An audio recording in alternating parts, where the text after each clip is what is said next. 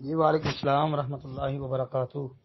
محترم بھائی نے یہ پوسٹ بھیجی ہے کہ ہر وقت نیکیاں حاصل کیجئے۔ اس میں طبرانی صغیر کے حوالے سے ایک حدیث لکھی ہے کہ وضو جب کرو تو بسم اللہ والحمدللہ کہہ لیا کرو۔ محترم بھائی یہ روایت سندن ثابت نہیں ہے جی۔ اس کی سند میں علی ثابت ایک راوی ہے، وہ مجہول ہے۔ حافظ ابن حجر اسقلانی رحمۃ اللہ علیہ نے کہ اس پر کلام کیا ہے۔